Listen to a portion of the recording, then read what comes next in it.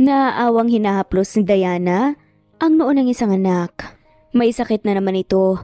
Sobrang taas ng lagnat. Mama, ito po ang tubig. Abot sa kanya ng isa pa niyang anak. Triplets ang anak niya. 4 na taong gulang pa lamang sila pero maaasahan na nga niya sa pag-aalalay, sa pagbantay, ang 2 nga niyang mga anak sa kapatid nito. Salamat ha, nakangiting saad na lamang ni Mia. Jay, inumin mo tong gamot mo anak. Inalalayan niya ang anak para mainumin nito. At saad naman ito, John, ikaw na munang bahala sa kapatid mo. Maiwan ko muna kayo ha. Ganun ka din, Jake. Dahil unang araw ng trabaho ko, kailangan ko magtrabaho para sa inyong mga anak ko. Sisilipin na lang kayo ni Aling Susan. Naintindihan niyo ba, John, Jake? Sige po, Mama. Ako na pong bahala kay Jay, pati rin po si Jake. Magalang na sagot ni John. Napahinga ng malalim ang babae. Hindi niya naman talaga gustong iwan ang triplets ngunit wala siyang pagpipilian. Kailangan niyang magtrabaho. Naawa siya sa kalagayan ng buhay nila ngunit ganun talaga. Mahirap lang sila at siya lang ang aasahan ng mga anak. 3 pa man din sila. Bago umalis sa bahay, hinalikan niya muna ang noo ng mga anak. May tiwala naman siya kina John at Jake. At sila nga ang panganay sa triplets. Matured ang mga to mag-isip, hindi akalaing 4 na taong gulang pa lamang. Masigasig ang mga to at maaasahan nga sa loob ng bahay. Samantalang si Jay na bunso nila ay sakitin. Nakahinga siya ng maluwag nang makarating na siya sa kumpanya. Agad siyang nagpalit ng uniforme pang janitress at nagsimulang maglinis.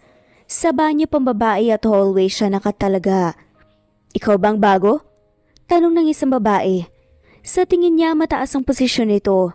Opo ma'am. Magalang na sagot niya. Sige, linisin mo muna ang office ni Sir Mark. Utos nito. Tumango siya. Saan po banda? Sumunod ka sa akin. Saad nito at nauna nang naglakad. Pumasok ito sa elevator. Dati nakikita niya lang ito sa TV ng kapitbahay nila pero ngayon sasakay na siya. Hindi niya maiwasang mapangiti kasi pakaramdam niya makakaangat na siya kahit papano dahil lang sa pagkatapak niya sa elevator. Nang bumukas ang elevator, naglakad na palabas ang babae at huminto sa tapat ng pinto. Go! Linisin mo na! Utos nito at umalis na rin kaagad. Kumatok muna siya baka may tao ngunit walang sumagot kaya binuksan ang pinto at dahan-dahang pumasok. Basahan lang ang dala niya at walis tambo. Sisimulan muna niyang linisin ang lamesa na makalat. May mga bote ng alak. Laking gulat niya nang may makitang puting ahas sa upuan. Kaya namutla si Diana at napasigaw. Tulong! Tulong! Sigaw niya dahil sa gulat at takot. Ang ingay. Reklamo ng isang boses lalaki. Help me sir, may ahas eh. Nasaan ka na po ba? Kinain ka na po ba ng ahas? Takot at tarantang saad pa niya. Anong help me? Tanong nito at lumingon siya sa likuran dahil doon nagmumula ang boses. Ang sabi ko, tulong! Saad niya sa pahinang boses. Dahil nagulat siya kung sino ang kaharap ilang taon ang lumipas ngunit hindi niya makakalimutan ang mukha nito. Ibig mo bang sabihin, help me? Natatawang tanong pa ng lalaki kay Diana. Namula ang mukha niya. Opo! Iniwas niya ang tingin sa katawan nito dahil wala itong damit pang itaas. Kita niya ang balat nito sa kaliwang dibdib na katulad sa triplets niyang anak. Hugis puso ito. Nilapitan nito ang ahas at kinuha. Huwag ka nang matakot. Mabait to, alaga ko to. Saad ng lalaki. Kahit kailan hindi magiging mabait ang ahas, sir. Saad pa nga nito. Huwag ka nang magreklamo pa dyan. Maybe. Sige na nga po, sir. Maglilinis na ako. Naiilang na saad na lamang ni Diana dahil sa paraan ng pagtitig ng lalaki sa kanya. Parang kinikilati siya nito. Sa pagkakaalala niya, Sir Mark daw ang may-ari ng opisina na to na boss niya. Habang pinupulot ni Diana ang mga lata ng alak, Pasimpleng sinusulyapan niya ang lalaki na nakahiga sa mahabang sofa habang hinihimas nito ang ahas. Sir, nanunuklaw ba ang ahas mo? Usisa pa ni Diana dahil tumatakbo sa isipan niya kung natuklaw na ba ito ng ahas. Oo, lalo kapag nakakita ng magandang babae. Sagot na lamang ni Mark sabay ngisi sa kanya. Napakunot pa siya ng noo dahil nagtaka siya. Bakit nanunuklaw ang ahas nito kapag nakakita ng magandang babae? Hindi niya gets. Ho? Bakit po? Kaya pala hindi ako natuklaw kasi pangit ako, buti na lang. Saad pa ni Diana na parang nakahinga ng maluwag. Hindi pa siya maaaring mamatay. May umaasang 3 bata pa sa kanya. Nagulat siya nung humalakak ng malakas ang lalaki. Tumayo ito at inilagay nito ang alaga sa kulungan. Parang gustong gusto ko ang tuklawin ng ahas ko eh.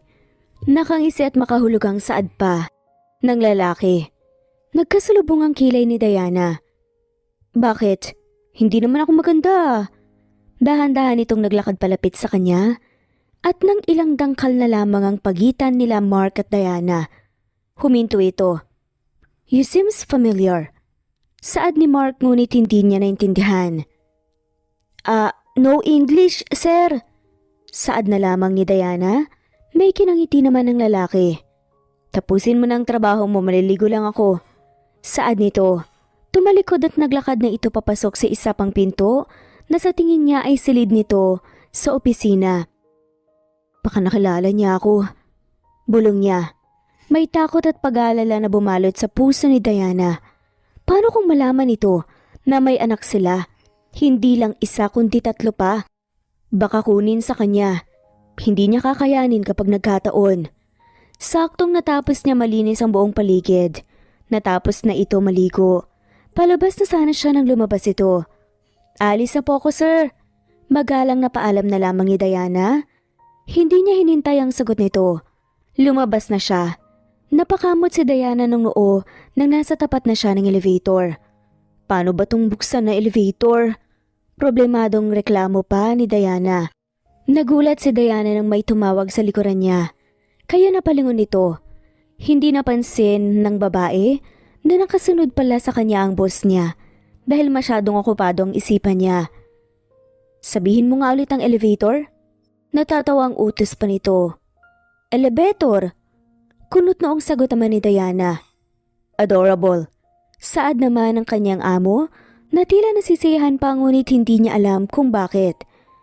Pinagtatawanan mo ba ako? Taas kilay na tanong ni Diana. Nakangiting umiling ito. Of course not. Ang cute mo kasi. May pinindot ito kaya bumukas ang elevator. Sabay silang pumasok. Namayani ang katahimikan sa kanilang dalawa. Bahagya siyang naiilang dahil kasama nito ang lalaki na nakabuntis sa kanya at ngayon ay amo pala niya. Nang muling bumukas ang elevator, may babaeng sexy ang nakaabang sa labas at nang makita ang boss niya, ngumiti ito ng malapad at pumasok sa yakap at halik sa labi ng boss ni Diana. Napaiwas siya ng tingin sa dalawa at nagmamadaling lumabas. 6:00 na ng gabi tapos na siya sa trabaho niya. Nakatambay na siya ngayon sa janitor room para makapagpahinga. Maya-maya uuwi na rin siya. Hanggang 6:00 lang ang pasok niya kaya mahaba pa ang oras niya para maasikaso ang mga anak. Nang makapagpahinga si Diana, hinubad na niya ang uniforme at pinasok sa locker. Naglakad si Diana papunta sa pinto nang buksan niya ito. Nagulat siya dahil nasa tapat ang boss niya. Sir? Gulat na sambit naman ni Diana. Uuwi ka na? Tanong ng kanyang boss na nagngangalang Mark. Tumango siya bilang sagot. May ipapalinis lang sana ako sa banyo. Sa ibang janitor na lang. Saad na lamang nito. Sige po sir, mauna na po ako. Bahagyang niyoko ni Diana ang ulo habang dinaraanan ito. Gusto mo, ihatid kita? Tanong pa nito. Nilingon niya ito habang nakakunot ang noo. Po? Sambit ni Diana dahil baka namali lang siya ng pandinig. Maganda ka sana kaso bingi. Ang sabi ko, ihahatid na kita. Saad ni Mark. Umawang ang labi ni Diana dahil sa pagtataka. Bakit po sir? Naku, wag na po, baka maabala pa po kayo eh. Umiling-iling si Mark. No, it's okay. Pauwi na rin kasi ako sa bahay, sabay ka na lang sa akin. Giit pa ng lalaki. Nag-aalangan na pumayag si Diana dahil unang araw pa lang niya rito sa trabaho, ngunit ganito na ang pakikitungo sa kanya. Ganito po ba kayo sa mga empleyado niyo, sir? Tanong na lamang ni Diana. Umiling naman si Mark. Hindi ko alam, pero I want to be with you. Muling kumunot ang noo niya. Hindi siya sigurado sa sinabi nito dahil nga mahina siya sa English. Ha? Tanging nasabi na lamang niya. Ngumiti ito. Tara, hatid na kita. Tumango na nga lamang siya at bukod sa makakatipid siya sa pamasahe, makakauwi siya kaagad dahil hindi na siya mag-aabang pa ng jeep. Nakasunod lang siya sa likuran nito hanggang makaabot sila kung saan ang kotse nito. Pinagbuksan siya nito ng pinto. Salamat po, sir. Saad niya bago pumasok sa loob. Tumaas ang mga balahibo niya nang sumara ang pinto dahil sa sobrang lamig ng loob. Hindi siya sanay sa lamig dahil kahit electric fan wala sila sa bahay. Hinimas-himas niya ang mga braso habang nakayakap sa sarili. Nang bumukas ang isa pang pinto para pumasok ang boss niya, umupo siya sa tuwid at inilagay sa hita ang mga kamay. Nang makapasok ito at makaupo sa driver's seat, tumingin ito sa kanya. Ayos ka lang? Tanong nito. Oo. Pagsisinungaling naman ni Diana. Bakit parang hindi? Hindi kumbinsidong saad naman ng amo niyang si Mark. Tumikim muna siya. Sir, kasi pumalamig. Saad na lamang ni Diana. Oh, sambit ni Mark. May kinalikot ito sa kotse maya-maya pa. Naramdaman niyang nawala ang lamig. Binuksan ko kasi kagad ang aircon, akala ko gusto mo. Komportable ka na ba? Masuyong saad ni Mark. Opo sir, salamat. Alisin mo ang opo at kapag tayong dalawa lang, Mark na lang itawag mo sa akin. Saad nito. Pero Sir Mark, boss po kita. Paalala naman ni Diana. Ano naman? Para kasi yung tanda-tanda ko na kapag pinupo mo ko. Saad nito. Sige, Sir Mark. Pagsang-ayon niya. Mark na lang ang kulit. Umiling naman si Diana. Ayoko.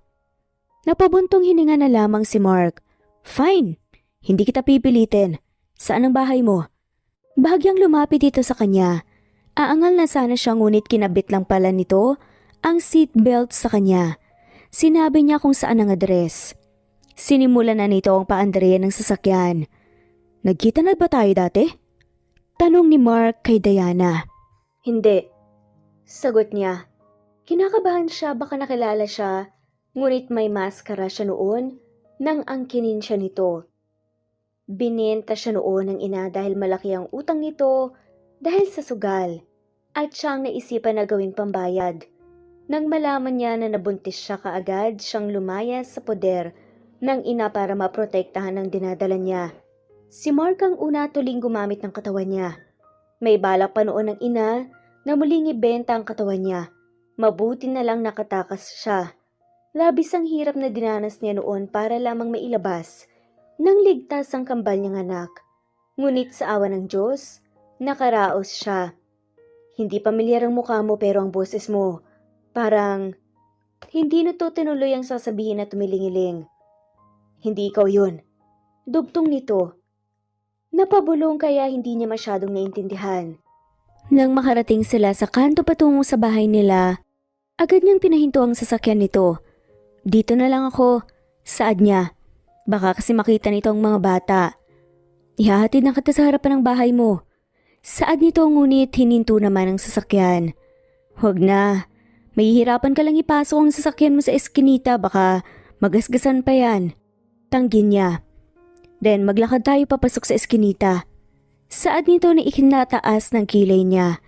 Ayaw niyang mag-isip na may mali siya ngunit parang iba ang pakikitungo nito sa kanya. Huwag kang mag-isip ng kung ano-ano.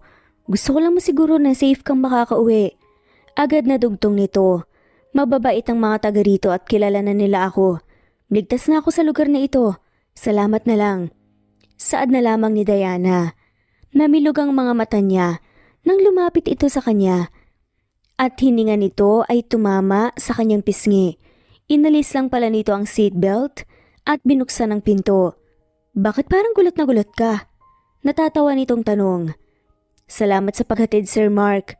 Saad ni Diana sa halip na sagutin ang tanong nito, mabilis siyang bumaba ng sasakyan at diretsong naglakad papasok ng eskinita. Napahawak siya sa dibdib, bandang puso dahil sobrang bilis ng tibok ng puso nito. Naamoy niyang muli ang hininga nito. Naalala niya kung paano nito sinakop ang labi niya noon at kung gaano ito kaingat sa pag-angkin sa kanya. Kahit nalasing ito noon, ramdam niya ang bawat pag-iingat nito na pinagpasalamat niya dahil ito ang nakauna sa kanya. Nang makita na niya ang maliit nilang bahay, ngumiti siya. Nasa pintuan kasi ang panganay niyang anak. John, kamusta kayo rito? Tanong niya sa anak. Mama! Naiiyak na sambit nito. Bigla siyang kinabahan. O bakit? May problema ba? Chick? Diana, nandyan ka na pala. Nasabi na ni John na dinala namin si Jay sa ospital. Saad ni Aling Susan. Parang bombang sumabog sa pandinig niya ang narinig. Bakit po? Anong nangyari? Utal niyang tanong. Nagkumbulsyon siya dahil sa taas ng lagnat niya. Sagot nito. Sinabi nito kung saang ospital dinala si Jay. John, Jake, dun muna kayo kay Aling Susan, puntahan ko lang ang kapatid niyo. Kausap niya sa dalawang anak. Mama, magiging maayos lang po ba si Jay? Naiiyak na tanong pa ni Jake. Naawa siya sa mga anak dahil dinaranas ng mga to ang kahirapan sa murang edad pa lamang. Lumuhod siya at mahigpit na niyakap ang dalawang anak na sila Jake at John. Oo naman, gagawin ni Mama ang lahat para gumaling ang kapatid niyo. Nang makarating siya sa ospital, agad siyang hinarap ng doktor dahil tapos na ang laboratory ng anak. Miss, may pneumonia ang anak mo. Medyo malalani ito kaya kailangan siyang i-confine. Pahayag ng doktor. Nanginig ang kalamnan niya sa takot. Magiging maayos naman po ang anak ko, di pa po, Dok? Tanong pa niya sa pinatatag na boses para hindi mabasag dahil naiiyak siya. Oo naman, madadala pa yan ng antibiotic. Sagot na lamang ng doktor. Nakahinga siya ng maluwag at nabawasan ng pagkabahala para sa anak. Maghanda na lang kayo ng malaki-laking pera para sa gamutan ng bata. Napalunok siya ng laway dahil sa paghabol ng doktor. Kailangan niyang magdoble kayod para sa anak, kahit gawin niya araw-gabi. Sige po, Dok. Saad pa niya. Tumalikod na ang doktor at umalis. Nang makapasok siya sa silid kung nasan si Jay, naawa siya sa kalagayan nito. May dalawa itong swerto sa magkabilang kamay. Umupo siya sa gilid ng hospital bed at hinaplos ang noo ng anak. Mama! Namamaos pang bigkas ni Jay. Hindi niya napigilan maluha habang pinagmamasdan ng anak. Jay, anak, kamusta ng pakiramdam mo? Pilit niyang pinapatatag ang boses para ipakita sa anak na malakas siya, na magiging okay lang ang lahat. Ngumiti naman si Jay sa kanya. Ayos lang po ako, Mama. Isa ito sa pinagpapasalamat niya sa Diyos. Ang mga anak niya ay matured mag-isip at napakabait na mga bata.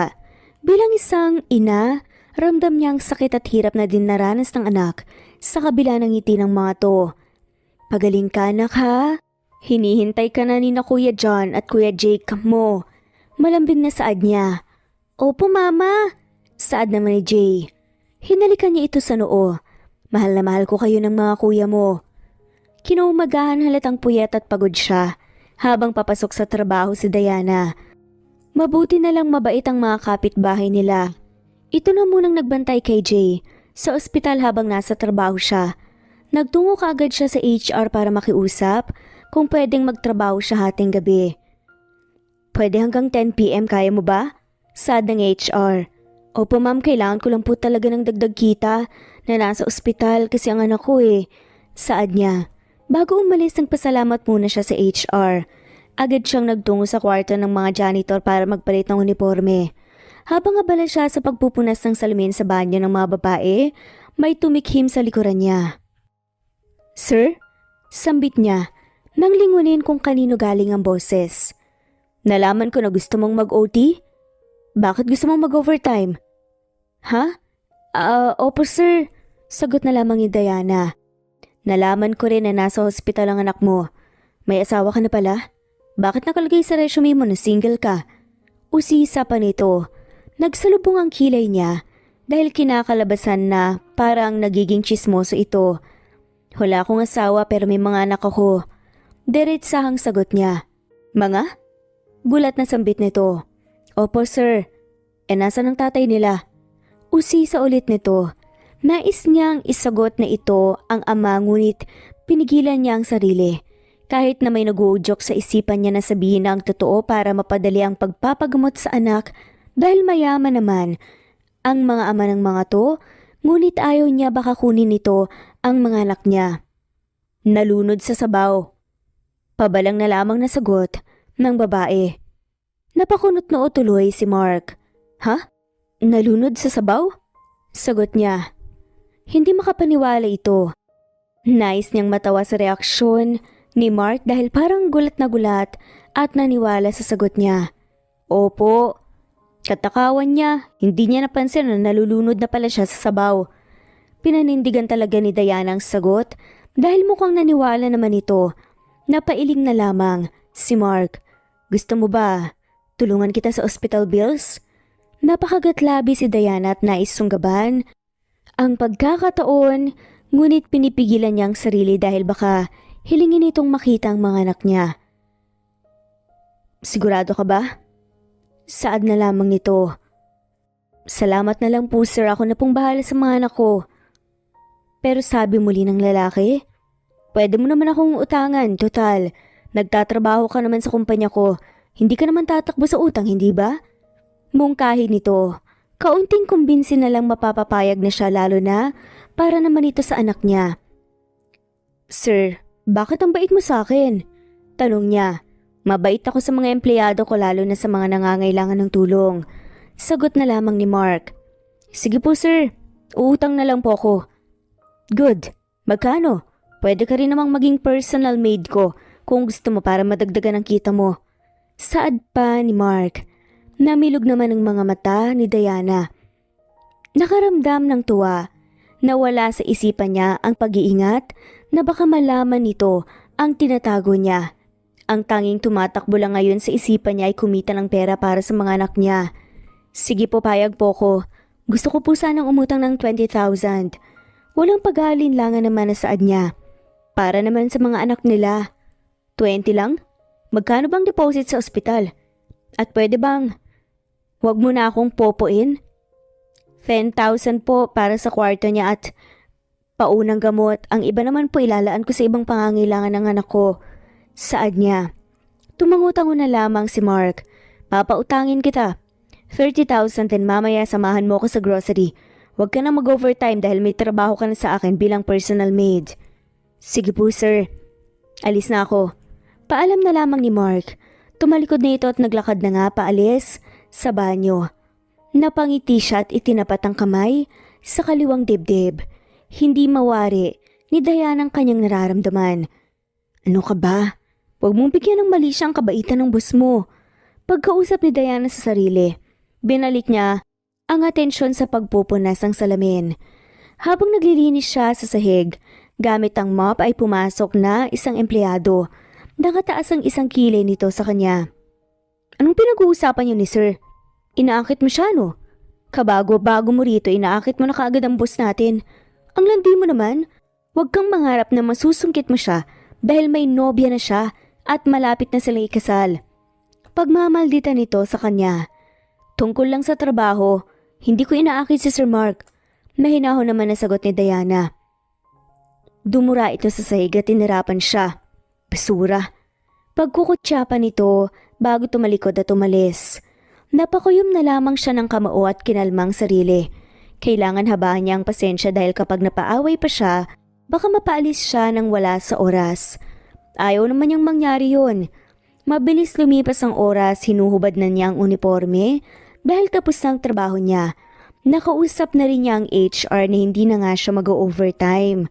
Nang makalabas siya sa kumpanya, nakita na niya si Mark na nasa labas na at mukhang may hinihintay.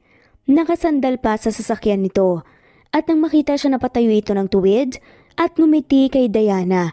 Ngumiti rin naman ang babae pabalik. Tara, samahan mo ko mag-grocery. Saad nito at binuksan ang pinto ng sasakyan. Nakarating sila sa mall, hindi niya akalain na dito ito pupunta. Akala niya sa palengke o sa malaking tindahan sa tabi-tabi. Yun pala sa mall. Nagtungo sila kaagad sa grocery store, kumuha ito ng malaking lagayan at tinutulak, hindi niya alam kung anong pangalan. Dahil ito ang unang beses na makatapak siya sa ganitong lugar. Nakasunod lang siya sa likuran nito. Kumuha ito ng gatas at mga biscuits at iba pang pagkain. Marami-rami ang binili nito. Sunod na pinuntahan nila ay sa damit ng pambata. Ilang taon ng mga anak mo? Tanong nito. 4 po, bakit? Bili rin tayo ng damit nila, lalaki ba babae? Tanong ulit nito. Ha? Naku sir, wag na po, nakakahiya. Agad na tanggi niya. Wag ka nang mahiya, isipin mong regalo ko ito sa mga anak mo. Ano, lalaki ba babae? Teka, pareho silang 4 na taon? Tsaka bakit? Parang ang dami mong anak. Opo, mga lalaki po sila. Sagot na lamang ni Diana. Wow, ibig sabihin. Ilan sila? Kambal? Ang galing naman. Katulad mo rin pala. May kambal ka sa babae lang at nakakairita ang kulit kasi. Napaisip siya, kaya pala kambal ang bunga ng nangyari sa kanila. Or triplets nga, dahil may lahi pala ito. Nung makapasok sila sa loob na agad itong kumuha ng damit na terno, pinakita ito sa kanya. Eto kasya ba to? Tanong ni Mark. Nahihiyang tumango naman si Diana. Oo, ibinigay nito ang damit sa bantay. 2 na 10 pares ng damit na katulad ng size niyan. Saad nito na ikinalaki na lamang ng mata ni Diana. Teka, ang dami naman yata niyan. Okay nang 2 tigisa sila. Angal naman ni Diane dahil sobra-sobra na ang piraso ng damit na ibibigay nito. Ano ka ba? Akong magre-regalo kaya hayaan mo na ako para may tig sa 10 pares ang triplets. Nakangiting saad ng lalaki. Napailing na lamang si Diana. Naguguluhan ang isipan niya dahil sa pinapakitang malasakit ni Mark sa kanya. Kahit na hindi pa nito nakikita ang mga anak niya. Paano na lang kapag nalaman nito na mga anak nito ang balak na bilhan ng mga damit, baka lahat ng paninda bilhin nito. Marami na itong dala sa magkabilang kamay. Nais kunin ni Diana ang ilan na bitbit nito pero hindi naman pumayag si Mark. Baka raw mangalay lang ang mga kamay niya. Sir, hirap na hirap ka na sa mga bitbit mo oh. Yaya mo ako. I mean personal maid. Pero nagmumukhang ikaw pang kasambahay sa ating dalawa. Saad niya. Malakas ako, magaan lang ang mga to. Pangit naman tignan sa babae na may mga bitbit lalo na kung may kasama namang lalaki. Paliwanag na lamang ni Mark sa kanya at muling napailing. Hanggang sa makarating sila sa kotse at naipasok na nito sa loob ang lahat ng dala. Kasya na ba ang grocery hanggang sa 1 linggo? O gusto mong dagdagan pa natin? Saad pa ni Mark. Ha? Sa amin ang grocery?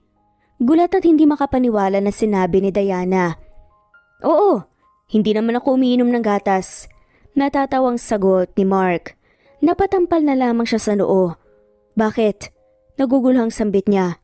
Anong bakit? Tanong nito. Bakit mo to ginagawa? Sagot na lamang ni Mark. Dahil mabait ako at matulungin. Naawa ako sa iyo. Kitang-kita ko sa mga mata mo ang pagod at puyat. Mahirap maging single mom. Lalo na sa 3 bata pa. Dahil katulad ko, ang ina lang namin ang nag-aalaga at nagpalaki sa amin. Nasaksihan ko ang hirap na dinanas ni Mommy para mapalaki lang kami ng maayos. Ang kaibahan lang, si Mommy, maraming pera samantalang ikaw. Pagpuputol naman ni Diana. Oo na, sobrang hirap at walang pera lalo na kung may sakit ang isa ko pang anak. Kulang na lang ibenta ko ang kaluluwa ko para sa mga anak ko. Naluluha pa na sabi ni Diana. Kaya nga nandito ako para tulungan ka, Diana. Baka maisip mo ang bagay na yon. Dahil alam ko kapag isa kang ina, gagawin mo ang lahat para sa mga anak mo. Madamdaming saad na lamang ni Mark. Ramdam niya ang simpatsya nito sa kalagayan nilang mag-iina. Nais niyang aminin na mga anak nito ang nais nitong tulungan. Dahil mukhang mabuting tao naman ito at hindi magagawang ilayo sa kanya. Nang ibubuka na niya ang bibig niya para sabihin ng katotohanan, bigla namang may sumigaw na babae. Malindi! So totoo palang chismis na may babae ka? Sigaw ng isang babae. Galit na galit ang pagmumukha nito at parang handa ng sumugod sa gera. Rose? Gulat naman na sambit ni Mark. Agad nitong hinawakan sa magkabilang braso ang babae para hindi siya nito malapitan.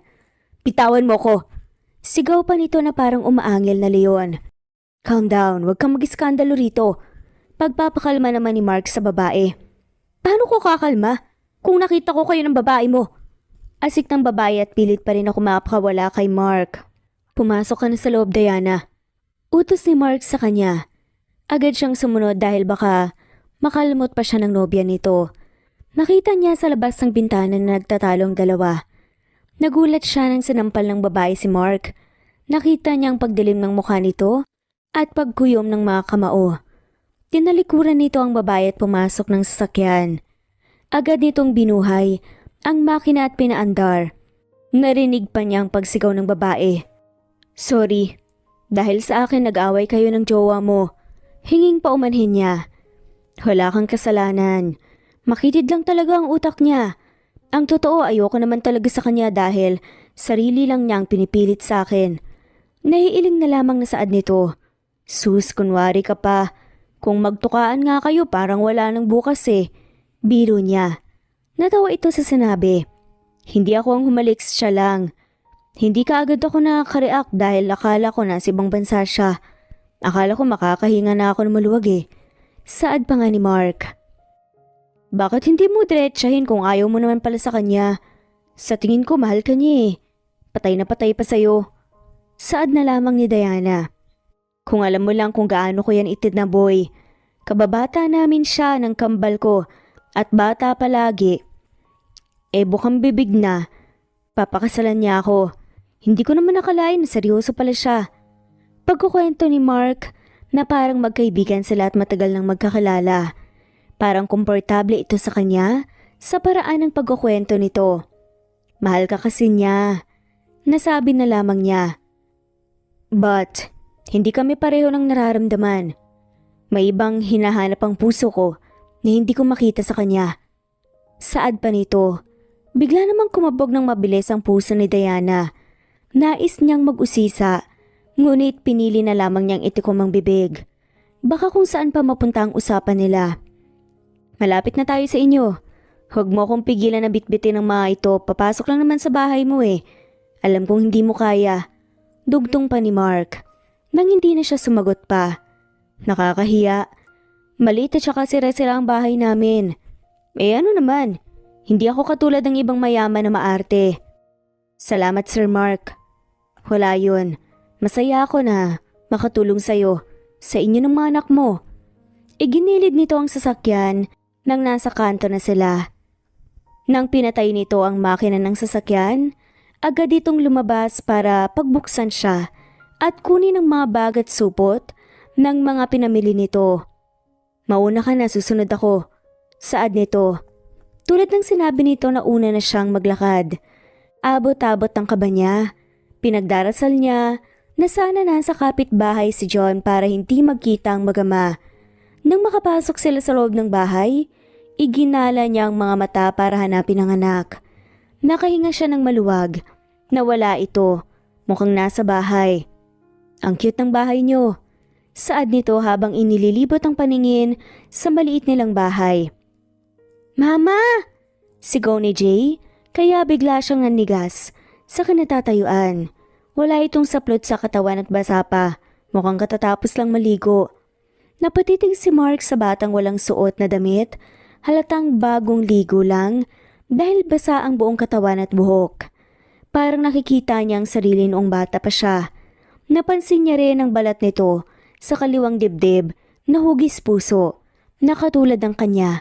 Parang may dumaloy na kuryente sa katawan ni Mark habang nakikipagtitigan sa bata.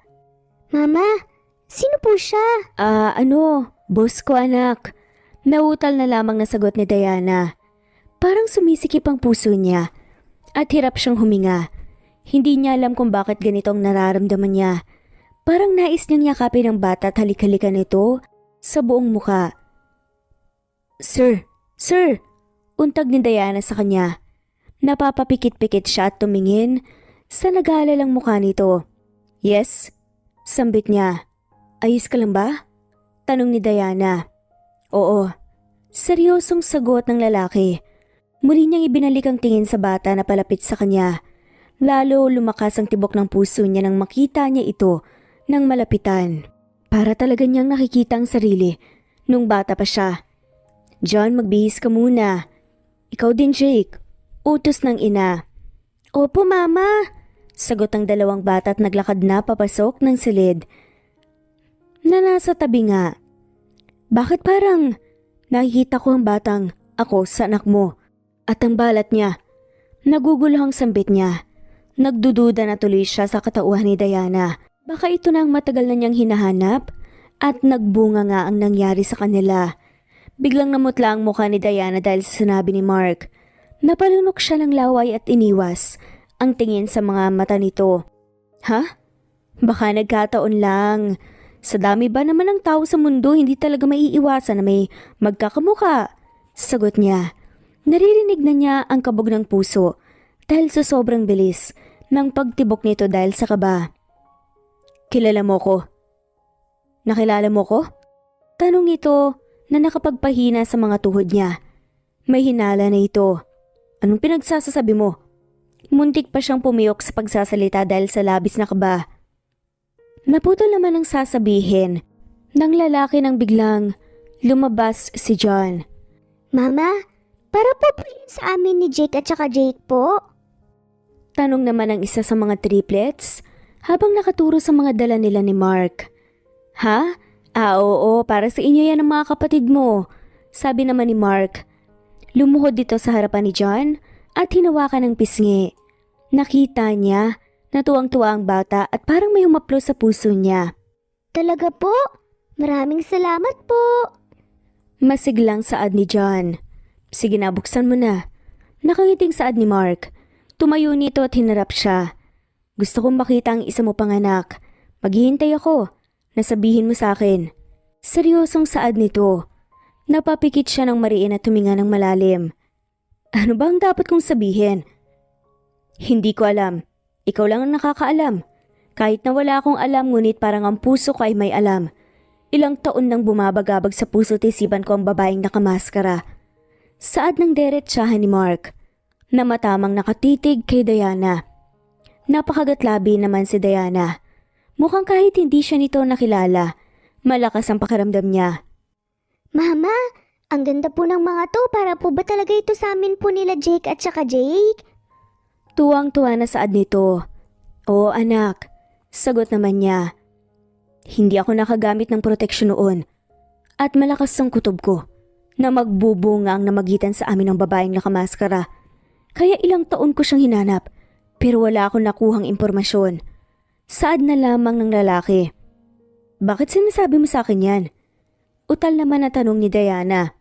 Ewan, siguro dahil malakas ang kutob ko na ikaw yon. Unang tingin ko pa lang sa'yo. Malumani na saad ni Mark. Sabay hawak sa kamay niya at inilapat sa dibdib nito. Bandang puso. Kumabog na ito ng mabilis na para bang nakikilala kanya. Kaya may maskara ang mukha ng babaeng unang nagpatibok ng mabilis ng puso ko. Parang sinasabi nito na, ikaw yon. Nahigit niya ang hininga at umawang ang labi niya. Hindi niya alam ang magiging reaksyon. Matutuwa ba o ano? Sobrang layo ng agwat ng pamumuhay nila. Mayaman ito samantalang siya dukha. Alam ko na may pag-aalinlangan kang nararamdaman. Handa akong maghintay hanggang sasabihin mo sa akin. Saad na lamang ni Mark. Salamat po. Sobrang ganda po ng mga damit at may mga pagkain pa. Saad ng batang si John na nakayakap sa hita ni Mark. Hindi niya napansin na nakalapit pala ang bata. Sa kanya ka magpasalamat dahil siya ang bumili ng lahat niyan. Saad naman ng babae sa anak. Maraming salamat po. Saad ni John kay Mark. Nagtungo sila sa ospital para makita ni Mark ang isa pa niyang anak. Hindi na ito nagtanong pa ulit tungkol sa tunay na ama ng mga bata. Pinanindigan nito ang sinabi na hihintayin nito ang pag-amin niya. Parang sigurado na ito sa hinala niya na siya ang babaeng nakamaskara. Mama! Masiglang bati ni Jay nang makita siya. Nakita niya na nalipat ang tingin nito kay Mark. Nang lumingon siya, nakita niya ang panunubig ng mga mata ni Mark habang nakatitig kay Jay. Ang payat niya. Garalgal na saad nito. Parang naramdaman niya ang sakit at bigat na nararamdaman nito sa pamamagitan ng boses nito. Oo, dahil sakitin siya. Pero masayahin at bibo siyang bata sa kabila ng pabalik-balik na sakit niya. Sagot nito. Naiiyak siya sa tagpong ito dahil naramdam niya ang bigat na nararamdaman ni Mark. Kahit na hindi pa nito kumpirmado na ito ang ama ng mga bata. Dumadaloy naman sa mga dugo nito ang koneksyon nito sa mga bata bilang ama. Mama, sino pong kasama mo? Tanong ni Jay. Lumapit siya sa anak at tumupo sa tabi nito. Siya ang boss ko. Sagot ni Diana. May balat din ba siya? Tulad ni na John at Jake? Usisa ni Mark. Oo. Hindi na nagkaila pa si Diana, baka lumaki pa ang kasalanan niya kapag nalaman nito ang katotohanan. Bumuntong hininga ito, tumupo sa kabilang side ng kama. Hinaplos nito ang buhok ni Jay. Ako nang bahala sa gastusin sa pagpapagamot sa kanya. Ililipat ko siya sa mas malaki at komportablong kwarto. Seryoso at desisyon na sinabi nito. Parang hindi siya dapat kumontra. Sige, salamat. Tanging nasabi na lamang ni Diana. Pwede ba kita mayakap? Malumanay at malambing na tanong naman ni Mark kay Jay. Nagtataka man ang anak, tumango ito at napakagatlabi siya at iniwas ang tingin sa mag-ama. Lalabas muna ako saglit. Paalam niya. Hindi na niya hinintay pa ang sagot ni Mark. Mabilis na siyang naglakad palabas ng silid. Saktong nakalabas siya, nakita niyang humahangos na tumatakbo si Aling Susan papunta sa kanya. Duguan ang damit nito at mga kamay, bigla siyang kinabahan. Diana, si John nasugatan. Nakita na lang namin siya na walang malay sa likod ng bahay niyo, na may malaking hiwa sa paa at maraming dugo na nakakalat. Hinala namin ang yerong katabi niya ang nakasugat dahil may mancha ito ng dugo. Balita naman ni Aling Susan sa kanya. Parang bombang may sumabog sa pandinig niya. Sa narinig, napaupo si Diana sa sahig habang patuloy na umaagos ang luha sa mata. Dinaluhan naman siya nito ng yakap. Tatagan mo ang loob mo.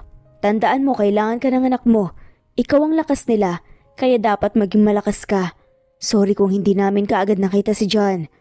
Naiiyak din na saad nito. Walang may kasalanan sa nangyari. Walang may gusto nito. Kaya hindi mo kasalanan yun, ha?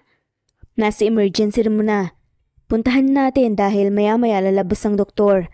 Sagot ni Aling Susan. Nilingon niya ang pinto ng silid ni Jay. Iiwan niya muna ito, kasama naman ito si Mark. Mabilis ang mga hakbang nila papunta sa emergency room. Pagdating nila, hinanap na ang guardian ni John. Ako po ang nanay niya. Kumusta po ang anak ko? Saad naman ni Diana sa doktor.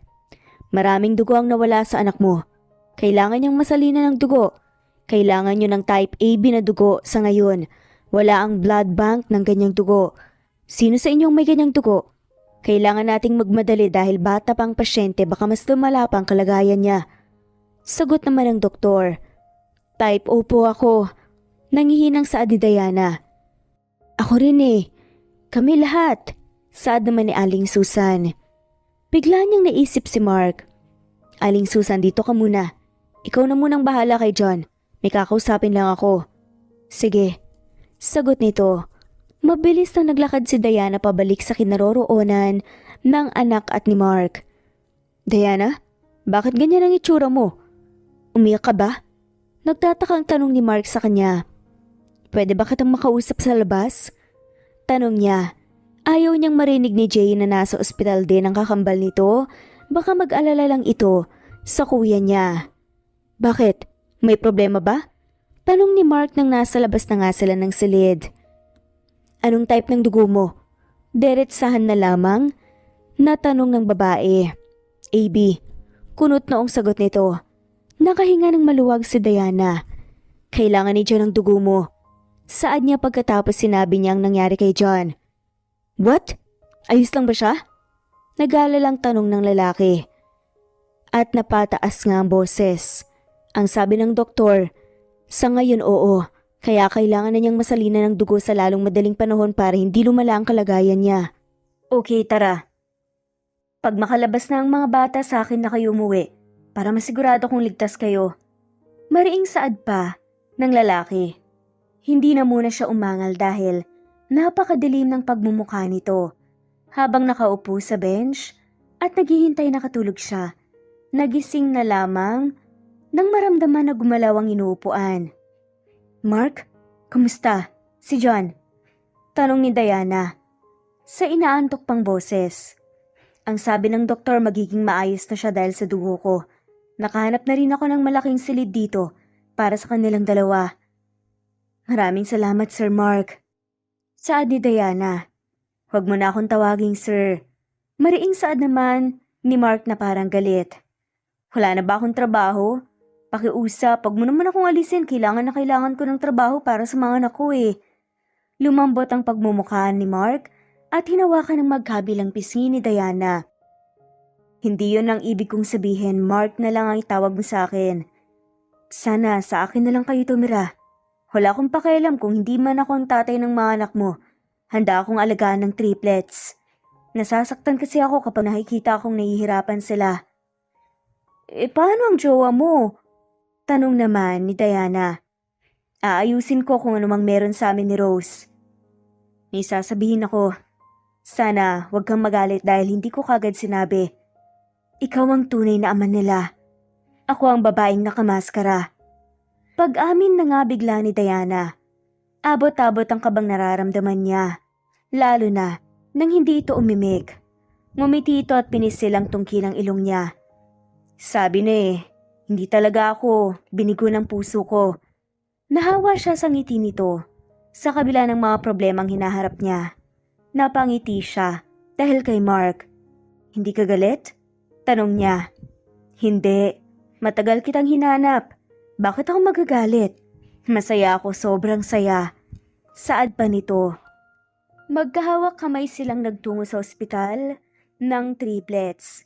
Naabutan nila ang mga ito na masayang nag-uusap. John, ano bang nangyayari sa'yo? Tanong niya sa anak. Mama, sorry po.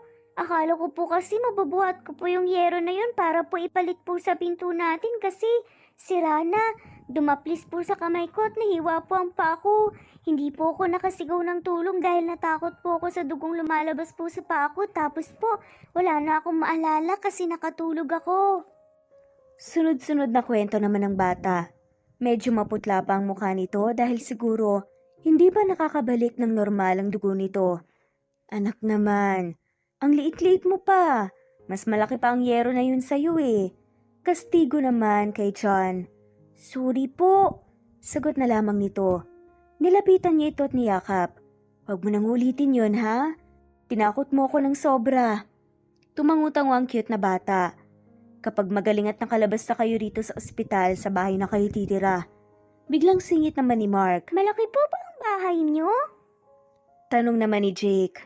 Oo, sobrang laki. Nakangiting sagot ni Mark. Bakit po? Kayo po ba ang papa namin? Tanong naman ni Jay. Hindi naman makasagot kaagad ang lalaki. Hindi naman niya kasi alam ang sasabihin. Namilog ang mga mata niya at hindi makapaniwala sa tanong ng lalaki. Minsan talaga parang matanda akong mag-isip si Jay. Hindi mo akalain na 4 na taon pa lang.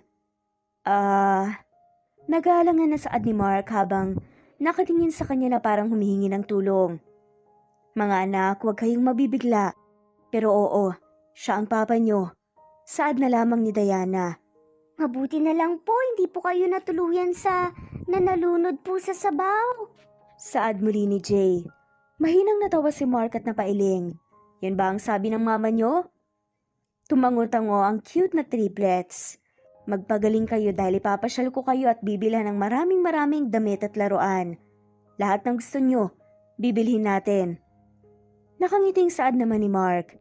Talaga po? Yay! Gusto ko po ng maraming baril-barilan po. Nanghihiram lang po kasi ako sa kaibigan ko eh. Masaya ang saad naman ni John. Oo, kahit ilang baril-barilan pa ang gusto mo. Agad na sagot naman ni Mark. Hindi niya namalayan na nakangiti na nga siya habang pinagmamasdan ng mga to. Bakit po ngayon ka lang? Tanong naman ni John. Ngayon lang kasi nalaman ng papa niyo na narito kayo sa mundo. Agad na sagot naman ni Diana dahil nakita niya na natigilan si Mark. Po? Nalilitong tanong naman ni John. Mga anak, huwag niyo na munang isipin niyo ng mahalaga. Nandito na ang papa niyo. Balang araw malalaman niyo rin ang lahat. Bata pa kayo para maintindihan ng ilang mga bagay-bagay. Paliwanag ni Diana. Tumulis ang huso ni John. Matanda na po ko, Mama. Natatawang ginulo niya ang buhok nito. Baby ka pa, baby pa kayo ni Mama. Huwag kayong magmadaling tumanda. Aalagaan ko pa kayo dahil hindi ko kayo naalagaan nung sanggol pa lang kayo. Sabat naman ni Mark. Makalipas ang isang linggo, pwede nang makauwi si John dahil maayos ng kalagayan nito sa wakas.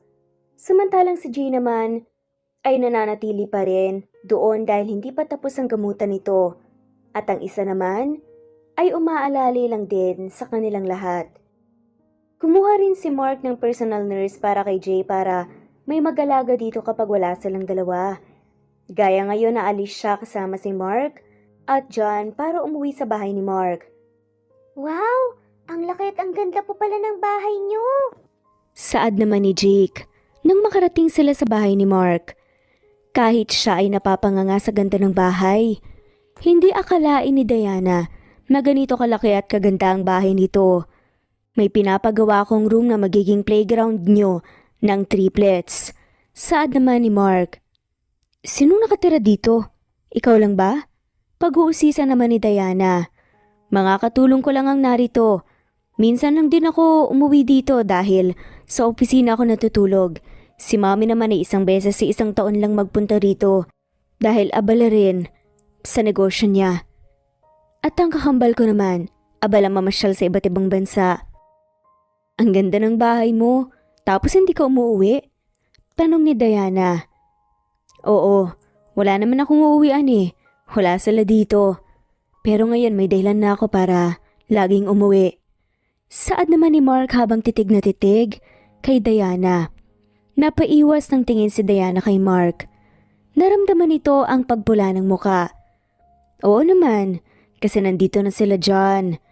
At di magtatagal, dito na rin titira si Jay. Dumako ang tingin niya kay John at Jake. Napalipat-lipat ang tingin sa kanilang dalawa ni Mark. Yes, at higit sa lahat, nandito na rin ang ina ng mga anak ko. Saad nito kaya napakagat ng labi siya para pigilan ang ngiting gustong sumilay. Kumpleto tayong pamilya. Dugtong pa nito. Bago mo isipin ang pagiging kumpleto natin, ayusin mo muna ang mga dapat mong ayusin. Ayoko namang matawag na kabit. Saad niya. Hindi ka naman kabit dahil para sa akin ikaw lang ang may karapatan sa akin. Saad naman ni Mark kay Diana. Napaubo si Diana at napayuko ang ulo. Parang ngumiti dahil hindi na niya napigilan ang kilig. Mama? Kinikilig po ba kayo? Tanong naman ni John at napahagik-gik naman si Jake kaya mahinang nakurot nga ito sa pisngi. Kanino mo nalaman ang ganyang salita ha? Kastigo naman ni Diana sa anak. Kay Tita Susan po, sagot nito. Napailing na lamang siya at nahihiyang tumingin kay Mark na malapad ang ngiti sa labi. Ayos lang nakiligin ka. Dahil kahit ako kinikilig, nakikita pa lang kita. Saad nito na lalong ikinapula ng mukha niya. Ano, dito na lang tayo? Hindi tayo papasok? Pag-iba niya sa usapan. Tara, natatawang saad naman ni Mark. Kinarga nito si John at hinawakan naman nito ang isa niyang kamay. Nang makapasok sila sa loob, agad binati ng mga katulong si Mark. May pagtataka sa mga mata ng mga to nang makita silang mag-ina na kasama. Nagpakilala ang mga ito. Ipapakilala ko lang ang mag-ina ko mula ngayon. Dito na sila titira. Ang isa ko pang anak ay nasa ospital. Kapag magaling na siya, dito rin siya. Pagkausap ni Mark sa mga katulong. Papa, Ang ganda-ganda po ng bahay mo para po yung napapanood ko po sa TV nila Tita Susan na malaki po tsaka magagandang bahay. Magkakasunod na saad naman nina John at Jake. Namimilog pa ang mga mata habang inililibot ang paningin sa loob ng bahay. Lahat ng ito ay para sa inyo ng triplets. Saad ni Mark. Talaga po? Tanong naman ng dalawa. Oo, nakaiting sagot ni Mark. Ngumiti si John at niyakap ang lieg ng ama nito. Salamat po, Papa. Hindi na po kami mahihirapan sa bahay namin na tumutulo po ang bubong kapag po umuulan. Hinalikan ni Mark ang noo ng anak. Pangako hanggat naririto ako, hindi na kayo maghihirap. Dito muna kayo. Babalikan ko sa ospital si Jay. Diana, magpahinga ka na muna. Magsabi ka lang sa isa sa mga katulong dito kung may kailangan ka. Ihatid ko muna kayo sa magiging kwarto natin. Saad ni Mark. Natin? Sa isang kwarto tayo? Takang tanong naman ni Diana. Oo naman. Matagal akong nawalay sa inyo. Kaya gusto ko bawat oras at minuto kung maaari makasama ko kayo kahit sa pagtulog. Sagot pa ni Mark. Kahit naghalinlangan, hindi na lang siya umangal pa dahil may punto naman ito. Nasa ikalawang palapag ang silid na pinasukan nila. Napakalawak nito, wala nga sa kalahati ang bahay nila kung ikukumpara sa kwarto lang ni Mark. Ang laki ng kwarto mo, parang isang bahay na sa normal na kagaya namin na. Namamanghang saad pa niya. Ipapaayos ko to, magpapadagdag ako ng 2 pang kama para sa 2 nating anak. Saad naman ni Mark. Bakit 2? Sa ibang kwarto na ba ako matutulog? Kunot noong tanong niya. Sa kama ko, tabi tayo. Ano? Pasigaw na sambit naman ni Diana at namula pang pisngi. Bakit? Ayaw mo ba na katabi mo ko? Tanong nito na pinalungkot nga ang boses. Hindi naman sa ganun. Kasi naiilang lang talaga ako. Nahihiyang sagot niya. Napangisi naman ang lalaki. Masanay ka na. Sige na, maiwan ko na muna kayo rito. Babalikan ko lang si Jay sa ospital. Magpapaakyat na lang ako ng pagkain nyo. Paalam nito. Hinalikan nito ang noo nila John at Jake. Pagkatapos hinalikan din naman si Diana sa noo nito na ikinagulat ng babae. Pero sobrang bilis ng kabog ng kanyang dibdib. Lumipas ang ilang araw na nakatira sila sa bahay ni Mark. Masasabi niya ang buhay reyna siya at napagaan ang buhay nila. Ito ang pinapangarap niya na buhay para sa mga anak niya. Ang hindi problemahin ng pagkain at paghihirap ng mga to. Sobrang saya niya lalo na nang malaman na bumabuti na nga ang kalagayan ni Jake. Wala ngayon si Mark sa bahay nito dahil abala ito sa pagbabantay kay Jay. Naiiwan siya lagi dito para bantayan naman sina John at Jake. Nasa hardin sila ngayon na mag-iina habang naglalaro ng nasa damuhan. Nabagot kasi sa loob ng silid ng dalawa. Binilhan nito ni Mark ng tablet para libangan pero agad din nagsawa. Mas gusto kasi ng mga bata na maglaro sa labas.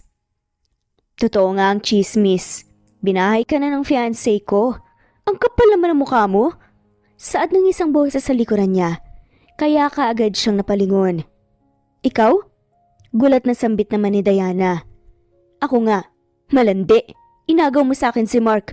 Gold digger? Sigaw pa nito. Tinawag niya ang isang katulong at sinabi na ipasok sa loob si John. Nang nasa loob na ang bahay si John at Jake, hinarap niya si Rose. Hindi ko inagaw si Mark. Matapang na sagot naman ni Diana. Hindi? Eh anong tawag sa ginagawa mo? Galit naman na saad ng isa pang babae. Ginagawa lang ni Mark ang responsibilidad sa mga bata. Kalmadong saad niya. Kailangan niyang ipakita na hindi siya natatakot dito. Baka hindi yan tunay na anak ni Mark. Pinapaako mo sa kanya ang hindi naman niya anak. Ang dapat niyang panagutan ay ako dahil buntis ako at siya ang ama. Gigil na sigaw nito. Kulang na lang talaga suguri niya. Nagulat man, pinanatiling seryoso ang muka. Bakit parang kinirot ang puso ni Diana? Dahil sa narinig, nais niyang umiyak dahil nasasaktan siya. Rose, anong ginagawa mo rito? Biglang saad naman ni Mark. Oh, narito na palang magaling kong fiancé. Sarkastikong saad ni Rose. Hindi pa ba malinaw sa'yo ang usapan natin? Tiimbagang nasaad naman ni Mark. Ano ka? Sinuswerte? Panagutan mo ko dahil buntis ako. Sigaw nito. Lumapit si Mark sa kanya at hinawakan nito ang kamay niya. Pinisil nito at ngumiti sa kanya. Hindi ako tanga, Rose. Kahit kailan hindi kita ginalaw. Saad naman ni Mark. Nakita niya kung paano namutla ang mukha ni Rose dahil sa pagkapahiya. Sinungaling. Yung gabi na nalasing ka, may nangyari sa atin. Hindi ba hubot-hubad tayong dalawa? Giit pa ni Rose. Oo, alam kong hubad tayo pero alam ko ang nangyayari sa paligid. Kahit lasing ako, alam ko na hinuhubaran mo ako at alam ko rin na hindi kita ginalaw. Alam mo kung bakit? Dahil isang babae lang naman ang pinagnasahan ko. Walang iba kundi si Diana. Diritsahang saad naman ni Mark. Napapadyak sa galit si Rose at pinandilatan siya ng mga mata. Isusumbong ko kayo kay Tita Rita. Go! Alam ko na hindi hahadlang si Mommy sa kaligayahan ko. Hamon naman ni Mark. Malakas na napatali si Rose na parang kinatay na baboy. Mabibigat ang mga paa nitong humahakbang paalis. Nang wala na sila sa paningin nila Rose, hinawakan ni Mark ang magkabilang balikat niya. Ayos ka lang? Sinaktan ka ba niya? Nag-aalalang tanong nito. Ayos lang ako. Subukan niya na akong saktan, matitikman niya ang lakas ng isang ina. Nakangiting sagot ni Diana. Ngumiti ito at hinaplos ang pisngi niya. Nasa biyahe na ako papunta rito nang may tumawag sa akin na narito raw si Rose. Kaya halos paliparin ko na ang sasakyan makarating lang kaagad. Kaya ako protektahan ng sarili ko. Alam ko, pero mas gusto kong ako ang poprotekta sa'yo at sa ating mga anak. Malumanay na saad nito.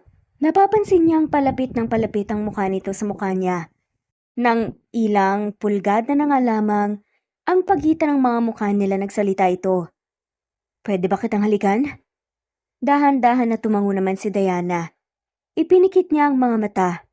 Ngunit saglit pa'y narinig niya ang boses ng anak. Mama, Papa! Sigaw ni John. Napadilat siya ng mga mata at napasipol. Samantala si Mark ay nagkunwaring may tinatawagan sa cellphone. O John, saad ni Mark. Binabaanan nito ang cellphone at binuhat ang anak. Papa, may babae po na parang leon na pumunta po rito. Parang inaaway po si Mama. Sumbong naman ni Jake.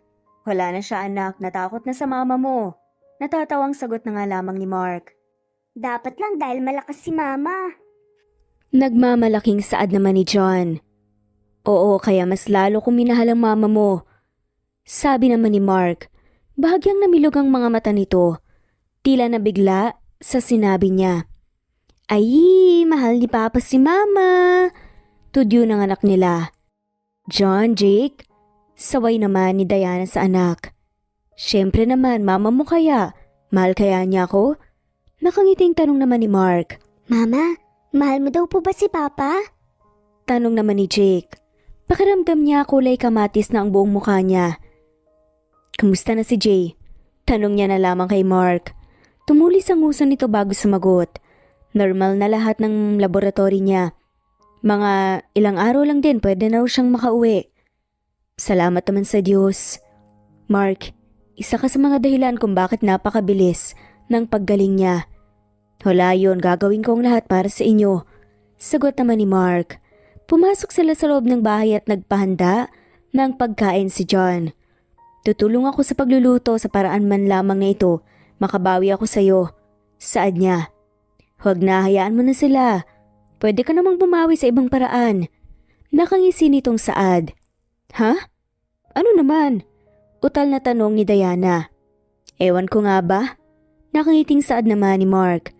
Ang pagtulong lang sa gawain ang kaya ko. Hindi lang yun ang kaya mong gawin para makabawi sa akin. Tila saad naman na naaaliw ng lalaki. Ano? Ano ba yun? Tanong na lamang ni Diana na hindi madiretso ang gusto niyang sabihin. Baka po gusto ni Papa ng kiss. Sabat naman ni John. Napahalakhak si Mark. Pwede. Napakagatlabi siya. Gusto mo ba talaga ng kiss? Hinapit nito ang bewang niya at inilapat ang bibig sa tenga niya. Oo, pero parang mas gusto kong iniisip mo. Maharot na bulong nito. Lumunok muna siya ng laway bago sumagot. Kung ano ang makakapagpasaya sa'yo ibibigay ko bilang pasasalamat sa mga ginawa mo sa mga anak ko. Ibigay mo dahil gusto mo, hindi dahil tumatanaw ka ng utang na loob. Saad naman ni Mark. Gusto ko. Nahihiyang sagot na nga lamang ng babae. Ngumiti ito ng malapad at hinalikan si Diana sa noo. Lagot ka sa akin mamaya. Bulong pa ni Mark dito. Namula muli ang pisngi ni Diana. Hindi na niya alam kung ilang beses namumula ang buong mukha niya sa isang araw dahil kay Mark. Mama, Papa, ano pong pinag-uusapan niyo? Usisa naman ni John. Kung paano namin bubuuin ang magiging kapatid niyo ni Jay. Nakangiting sagot ni Mark. Talaga po magkakaroon na po kami ng kapatid? Tuwang-tuwa naman ang tanong ni Jake. Oo, gagalingan ni Papa. Natatawang sagot na lamang ni Mark. Hindi napigilan na kurutin ni Diana sa tagiliran si Mark dahil sa kalokohan nito. Malakas na tumawa na lamang ito at hinuli ang kamay ni Diana. Nakumurot dito. Sabay dala sa labi nito at hinalikan ang likod ng palad. Kinagabihan agad na kinulit siya ni Mark lalo na't tulog na si John. Ano, pwede na ba? Tanong nito. Maliligo muna ako dahil amoy pawis ako. Ayos lang, maganda naman yung may extra flavor maalat-alat. Pagbibiro pa nga ng lalaki. Loko ka talaga. Nakangiti na lamang na saad ni Diana. Nagtungo na siya sa banyo para maligo. Kinuskus niya ang bawat kasingit-singitan at nagsabon ng mabuti. Kinakabahan at kaunting pananabik ang nararamdaman niya. Nang matapos maligo nagtapis na nga lamang ng tuwalya bago lumabas sa banyo. Nang makalabas siya, laglag ang panga niya dahil walang saplot si Mark habang nakatayo, malapit sa kama. Pati alaga nito nakasaludo na sa kanya. Napatakip siya ng muka. Bakit nakahubad ka na? Bakit, hihintayin pa ba kitang makalabas bago maghubad? Hindi na nga ako makapaghintay eh. Pili yung saad nito. Halata nga dahil namumungay ng mga mata nito. Naramdaman ni Diana na naglakad dito palapit sa kanya. Huwag mong takpan ang mukha mo. Pagmasdan mo ang katawang ito na para lang sa'yo. Saad nito na namamaos ng boses. Ramdam niyang mabigat na paghinga nito, tanda ng sobrang pagpipigil niya. Hinawakan nito ang palapulsuhan niya at ibinaba ang kamay niya. Ang isa naman nitong kamay ay hinawakan ng pisngi niya. Bahagya nitong inangat ang ulo niya para magsalubong ang mga mata nila. Dumausdos ang kamay nito pababa hanggang sa maabot nito ang tapis niya. Inalis nito. Hindi ko na kaya pang pigilan. Daing nito na parang nahihirapan. Agad nitong sinakop ang labi niya at binuhat siya papunta sa kama. Pumaibabaw ito sa kanya habang wala pa ring tigil sa pagsakop sa labi niya. Ang isa nitong kamay ay malayang naglalakbay sa katawan niya. Hindi niya napigilan ng ungol na kumawala sa lalamunan niya nang mahawakan nito ang sensitibong parte ng katawan niya. Muli niyang naramdaman ang init ng katawan nito. Sa gabing yun ilang beses nagsabin ang mga katawan nila. Kinaumagahan nagising siya sa bungis-ngis ng anak at pagyugyog ng kama. Napadilat ang mga mata niya at kinabahan na baka makita ni John na wala siyang damit. Ngunit laking gulat niya nang masipat ang sarili na may damit na. Good morning. Nakangiting bate ni Mark sa kanya. Magandang umaga rin. Baka panaginip lang. Dugtong panabulong niya. Pero bakit parang ramdam pa rin niya ang kalite sa katawan kung panaginip ang lahat? Hindi yun panaginip. Dinampitan na kita nang makatulog ka. Natatawang bulong ni Mark sa tenga ni Diana. Salamat. Salamat dahil hindi ka naabutang hubad ng anak mo? Natatawa pa rin saad ni Mark. Teka, bakit ba't si Mama? Agad na usisa naman ni John. Wala na ako sapang matanda yun. Sagot ni Mark. Matanda na po ko. Sabat naman ni John. Ginulo na lamang ni Mark ang buhok ng anak. Bata ka pa, isip matanda lang. Tara magumagahan na tayo dahil siguradong gutom na ang mama mo. Paglipas ng 1 linggo, nakalabas si Jay sa ospital. Magaling na ito na laking pinagpapasalamat niya. Hindi na siya nababalisa tuwing naiisip ang kalagayan ng anak. Naghanda ng salo-salo si Mark para sa pag-uwi ni Jay sa bahay nito. Dagdag pang darating ngayong araw ang ina at kapatid nito mula sa ibang bansa.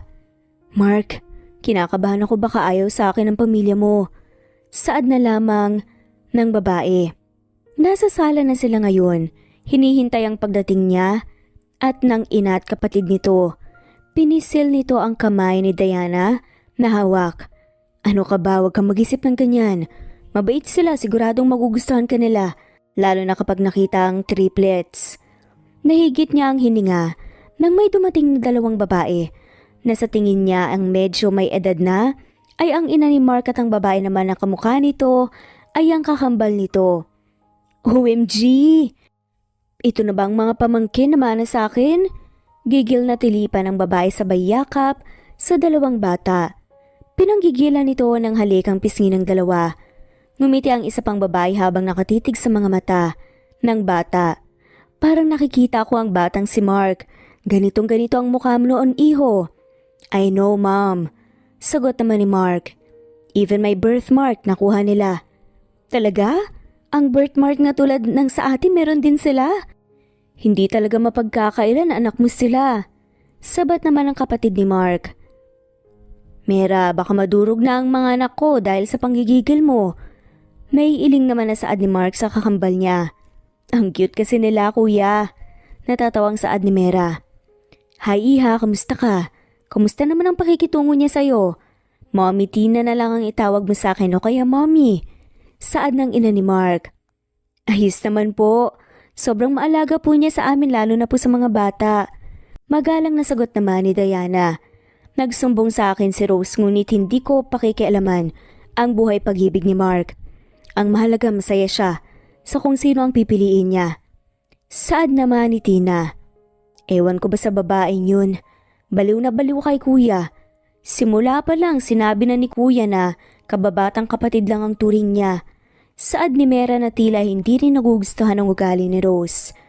Hayaan na natin siya as long as hindi siya manggugulo. Okay na yun. Saad ni Mami Tina. Tara kain na tayo. Huwag na natin siyang pag-usapan. Aya ni Mark. Binuhat nito ang mga bata at naunang naglakad papunta sa hapagkainan. Magkatabi silang dalawa ni Mark samantalang mga bata katabi ng mga tita at lola ng mga to. Pinagsandok siya ni Mark na lagi itong ginagawa ngunit ngayon nais niya itong pigilan dahil kaharap nila ang pamilya nito. Baka isipin ng mga to na masyado siyang pa-baby kay Mark. Ako na, nahihiyang bulong niya. Ako na, huwag ka nang mahiya. Nakangiting saad naman ni Mark. Sus, ang sweet ni kuya. Akala ko bakla si kuya dahil ilag siya sa mga babae parati. At kahit kailan hindi nagkaroon ng interes na magka-girlfriend. Nakangiting saad naman ni Mera na tila kinikilig pa. Hindi kasi siya kaagad nagpakita. Saad naman ni Mark na ikinapula na lamang ng buong mukha ng babae. Tumili si Mera at tumirik ang mga mata. Ibang klaseng bumanat si kuya, halatang in love na in love. Natawa lang ang ina nito. Kumain na nga kayo, mamaya na kayo magharutan.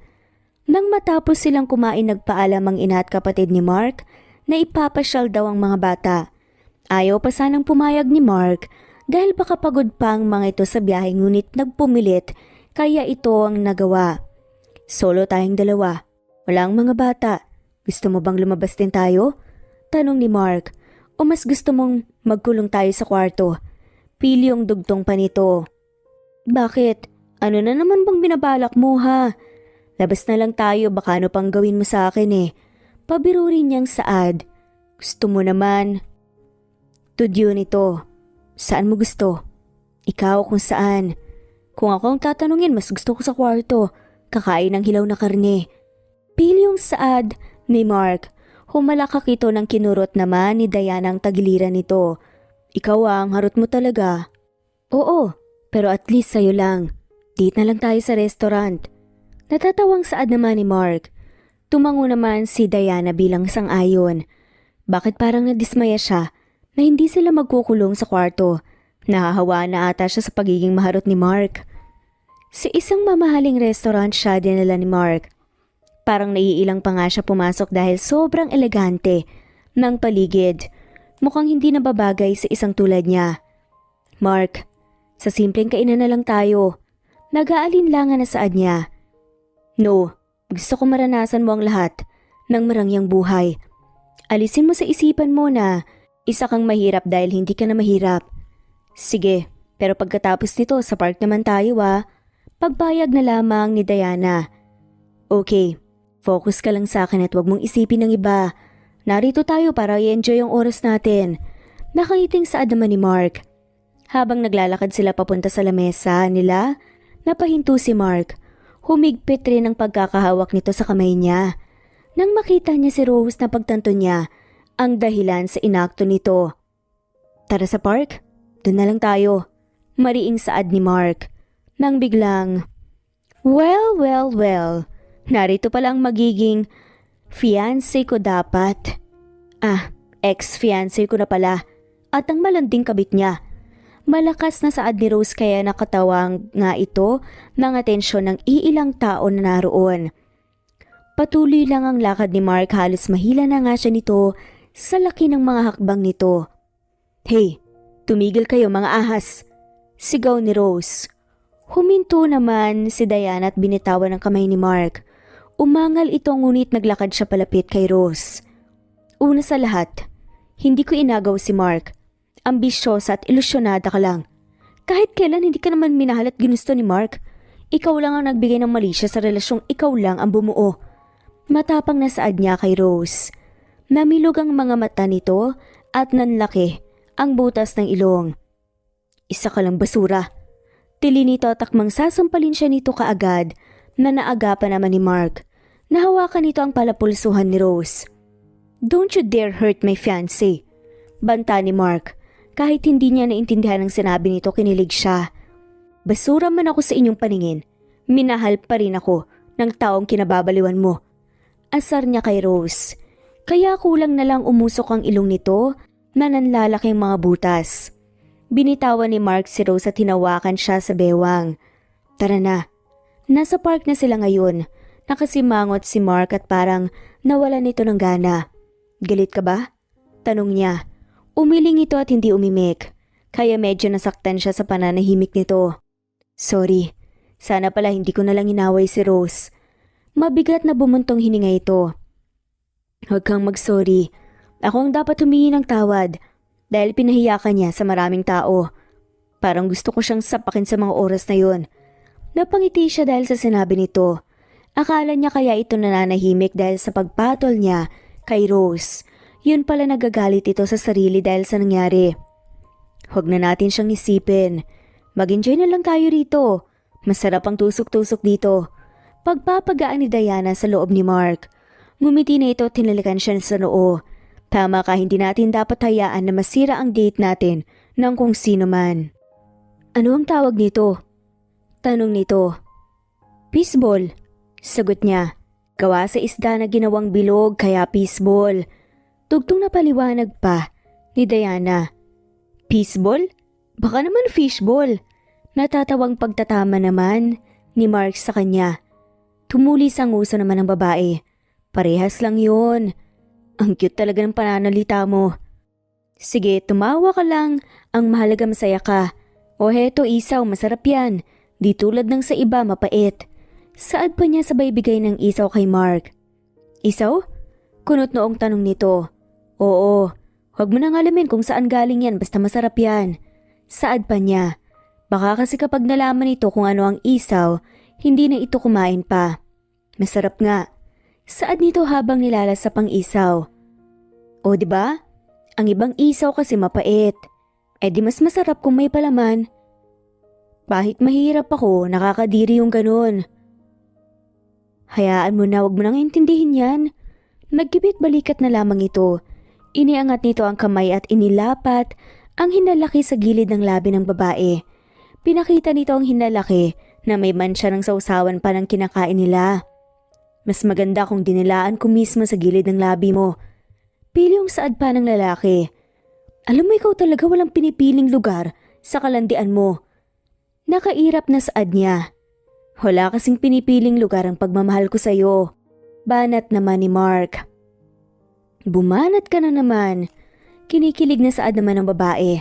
Ang galing talaga nito sa pagpapakilig sa kanya. Magaling ba akong bumanat? Nahuli ko na ba ang puso mo? At hindi ka na mawawala ulit? Nakangiting tanong pa ni Mark. Huli mo ang inis ko. Kunwaring inis naman na sagot ni Diana. Talaga ba? Bakit namumula ang mukha mo? Natatawang tanong nito. Mainit kasi. Pagdadahilan niya. Mainit sa bagay, mainit nga. Pero para sa akin mas mainit ang pagmamahal ko kesa sa panahon ngayon. Banat ulit nito. Napairap na lamang siya sa labis na kilig. Kung ganito ba naman araw-araw ang eksena, laging masaya ang buong araw niya. Babanat ka ng banat. Hindi ka ba nauubusan? Hindi. Kusa na lang kasing lumalabas sa bibig ko. Ganon talaga siguro pag in love. Saad pa ni Mark. Gusto mong kumain? Tanong nito para maiba na nga lamang ang usapan. Araw-araw na sinasabi at pinaparamdam ni Mark kung gaano niya kamahal si Diana.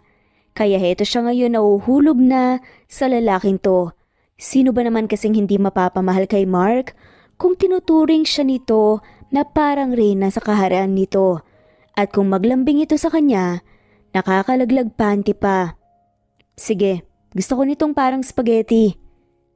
Isaw. Oo na, isaw. Saad pa nga nito at nagtawanan na nga lamang silang dalawa. I love you. Biglang saad ng lalaki sa kanya. Walang I love you too? Kailangan ba yun? Oo naman. Hindi mo ba ako mahal? Kulang pa bang lambing ko? Parang batang tanong ni Mark. Nahihiyang napailing na nga lamang si Diana. Kumain ka na nga lang. Ouch ha? Hindi ako mahal ng taong mahal ko. Kunwaring daing pa nito habang nakatapat ang palad sa bandang dibdib.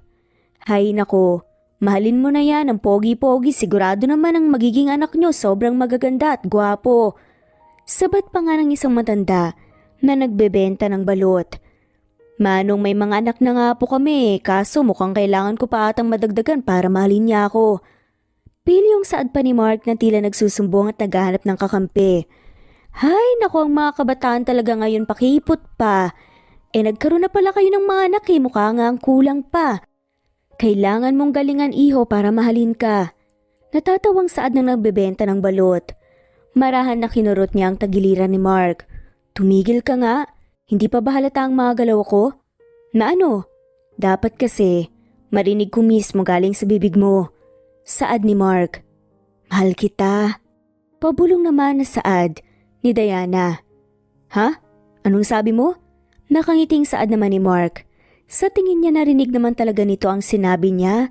Sadyang gusto lang nitong lakasan niya. Ang sabi ko mahal kita. Medyo nilakasan niya sabay pinandilata nito ng mga mata dahil natatawa na ito. Talaga? Bakit parang kinakahiya mo ko? Ang kulit Mahal nga kita. Sigaw niya at napatakip siya ng bibig nang mapagtanto na masyado niyang nilakasan ng boses. Malakas na pumalakpak ang nagbebenta ng balot. Masayang napasigaw naman si Mark na para itong nanalo sa loto. Narinig niyo po yun? Mahal niya po ako. Sigaw pa nito.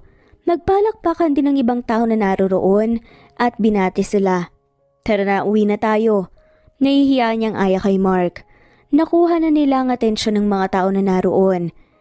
Sige, pero kiss muna. Sad pa nito sabay patulis sa nguso. Mabilis ang dinampian naman ni Diana ito ng halik. Habang nakangusong lalaki. Tara, uwi na tayo. Nakangiting saad na lamang ito at hinawakan ito ang kamay niya at sabay silang naglakad. Nang makauwi sila sa bahay wala pa ang ina at kapatid ni Mark, pati ang kambal. Diana, nag-text sa akin si Mera. Sa susunod na linggo pa raw nila ibabalik ang kambal dahil dinala nila sa ibang bansa para ipasyal. Saad ni Mark na kinalaki naman ang mata niya. Kanina lang kasama pa niya ang mga anak tapos bigla papunta na sa ibang bansa na hindi siya kasama. Medyo nalungkot pa nga siya dahil hindi siya sanay na wala sa tabi ang triplets. Huwag kang mag-alala. Hindi naman nila pababayaan ang triplets. Sorry. Dahil hindi ko sila napigilan. Sana hindi ka magalit ngayon ko lang kasi nalaman. Saad pa nga nito. Ngumiti naman ang babae. Ayos lang, di naman ako galit eh. At alam ko naman na nasa mabuti silang kamay. Sadyang hindi lang ako sanay na hindi kasama ang mga anak ko. Mamimiss ko sila. Gusto mo, sumunod tayo sa kanila? Tanong naman ng lalaki. Umiling sa Diana. Hayaan na natin sila. Alam kong sabik lang ang ina at kapatid mo na masolang mga bata. Napangiti ang lalaki. Salamat sa pag-intindi. Gawa na lang ulit tayo ng baby para masaya. Pili yung saad nito sabay ngisi. Ikaw talaga. Natatawa niyang saad. Ngumiti ito at niyakap siya sabay halik sa noo. I love you, Diana. Mahal na mahal ko kayo ng mga anak natin. Mahal din kita, Mark. Salamat sa lahat dahil hindi na kami nahihirapan ng mga bata. No, ako ang dapat magpasalamat dahil dumating kayo sa buhay ko. Kayo na ang dahilan ng pagbangon ko tuwing umaga. Lahat ng pinaghirapan ko ay para sa inyo. Sa loob ng 1 linggo nagkulong sila sa loob ng kwarto. Walang sawa na nilalasap nila ang ligaya ng mundo na sila lamang ang nakakagawa. Paglipas ng 1 taon, nagpasya na silang magpakasal lalo pat nagdadalang tao na ulit, si Diana. Kahit na minadali ang pag-aasikaso ng kasal, grande ito at milyon ang nagastos dahil gusto ni Mark na marangya ang kasal nila. Habang naglalakad si Diana sa gitna ng simbahan, hindi niya napigilan na maluha dahil sa labis na saya. Parang puputok ang puso niya sa magkahalong emosyon. Nakatuon lang ang mga mata niya kay Mark na nasa tapat na ng altar. Laking pasalamat niya sa Diyos na binigyan siya ng ganitong kagandang pamilya. Kahit na ang nakaraan niya ay hindi naging maganda, masasabi pa rin niyang masuwerte siya dahil nakilala niya si Mark, ang lalaking nagpabago sa mapait niyang buhay. Huling balita niya sa ina ay nabaliw ito sa labis na pagkalubog sa utang dahil sa pagsusugal nito. Tinutulungan siya ni Mark na mahanap ang ina dahil wala ito sa lugar nila. You may now kiss the bride. Anunsyo na sa wakas ng pare. Nang halikan siya sa labi ni Mark, nagbalakpakan ng mga tao saksi sa pag-iisang dibdib nila. Mahal na mahal kita, Diana. Buong pusong sambit ni Mark. Mahal na mahal din kita, Mark. Saad nga ng mga to. At nagpalakpakan muli sila. Sabay, tumakbo naman ang kanilang mga anak papunta sa kanila at nag-family hug sila. Wala na nga silang mahihiling pa dahil sobra-sobrang blessings na nga ang ibinibigay sa kanila at nagpapasalamat sila sa may kapal. At dito na nga po nagtatapos ang kwentong pagmamahalan ni Diana at Mark. Maraming salamat po sa lahat ng mawalang sawang sumusubaybay at i-comment lamang po kung gusto niyo pong magpa-shoutout para mapasalamatan po namin kayo sa pamamagitan ng shoutouts. Muli ito ang Cat Amazing Stories. Thanks for listening at shoutout po sa mga sumusunod. Not Green Fox, Carmelita Mendoza, Marilyn Babula, Berry, Liliano Bebe, Presbyteros Rose, Medal Talon, Jane, Lani Pardillo, Marlene Kayanan, Leonisa Azotes, D. Marie Ramos, Araceli, Lilio Saria, Miras Channel, Raquel Epe, Gina Tutor, Jane, Hartley, Sunshine Sotalbo, Maricel Cabigon, Merlin Baroza, Gina Marayo, Merlin Rodel Obejero, Hans, Cecilia Comoda, Tahani Vlog, Merlin, Kuya Atok, Maria Merly Brogada, Marilu Cabantac, Filipina, Eileen, Mercedita San Jose, Lovina Galang, Lilian, Teresita de Jesus, Monina Aviles, Yula Pedrona, Romana Gorospe, Rosemary Vasquez, Marley Lazaraga, Leonisa Azotes, Jocelyn Tancinco, Estelita Mahia, Ding Lege, Marisa de los Reyes Arroyo, Leia Paul Vinar, Steve the Music, Rain, Presbyteros Rose, Ostonalito, Alexa Ani, Matea Estrera, Agustina, Onaba Cogin, Jessica Vargas, Celine, Merlilyn, Baroza, Annie Hoson, Elimana Lili, Mercy Villantes, Eli Evangelista Anderson, Eli Bitasolo of Italy, Ann Mariano, Fredelisa de Guzman, Carmencita Falcon, Merlin Bravo, Cecilia Ramos, Evangeline Zamora, Edralina Gatchoan, Marites Nitura, Agustina Niceto, Marian, Ann Aliflor, Lily Roda Barcial, Alma Ebdao, Minda Tandok, Flores, Melinda Sano, Thelma Mora, Juliet Panlilio, Edna, Elvie, Delia, Fenavares, Sally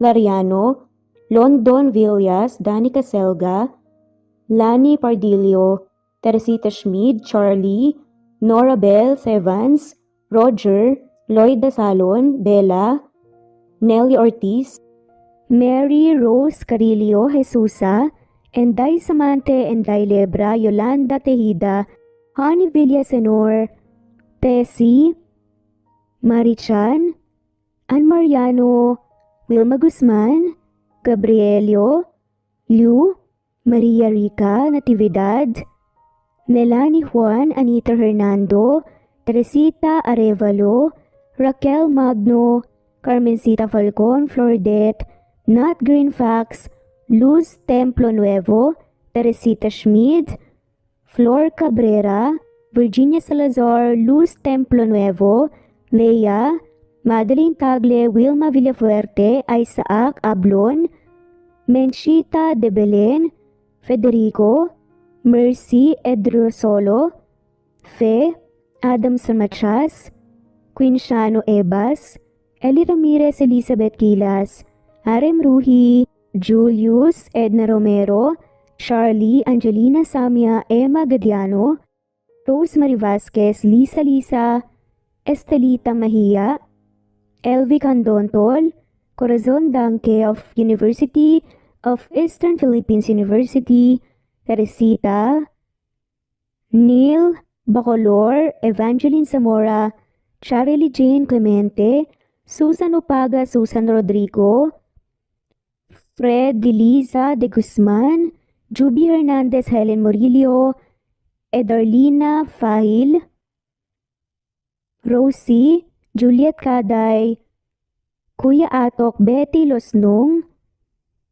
Crescen, Susana, Tessie Rumbawa, Lovina Galang, Aida Jurado, Emily Kinlog, Mirna Hamero, Liz Berito, Gabrielio, Juan Spotify, Imelda Fortes of Columbus City, Larry Malapaya, Dance, Remy's Life Official, Ellie Evangelist Anderson, Choi, Ree, Jasmine Baya, Jerowina Aquino, Emeguba, Marilyn Babula, Shane Villarmino, Beth Sardina, Gabriel, Nino Regidor, Mel Abrogar, Rosemary Vasquez at shoutout na rin po sa lahat ng mga walang sawang sumusubaybay. Maraming salamat po.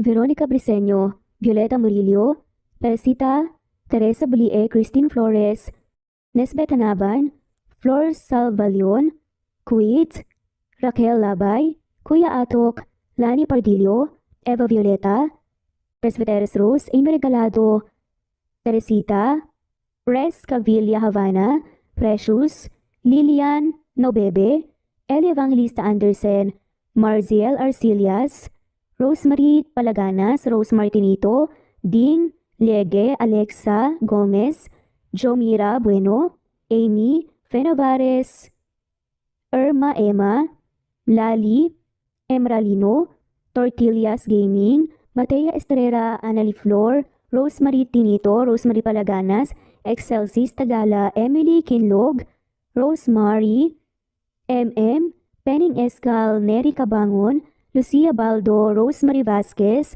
Londono Villas, Faye, Rosemary, Angelo, Vicky Adlaon, Mercy Villantes, Rezeline Unday, Allen, Ace, Nino Regidor, Jeyo Cadtec, Escapades, Matilda, Irma Valerio, Agustina Aniceto, Cecilia Alvior, Naitan Canada, Lily Roda Barcial, Eli Ramirez, Doris Day Pangan, Lynn Lee of Macau, Reyes, Rebecca Tezuka, Noel Macero, Rizalina Credo, Mitchie Karch, Romel Carion, Juliet Panlilio, Lynn, Merlilyn Zenny Marion, Wenoni Anya Lucas from Bacolod City, Merlina Aparata, Annalyn Nantes, Flordette, Lorena Utod, Faye, Anita Fernando, Rochan Rodriguez, at shoutout na rin po sa lahat ng mga walang sawang sumusubaybay. Maraming salamat po.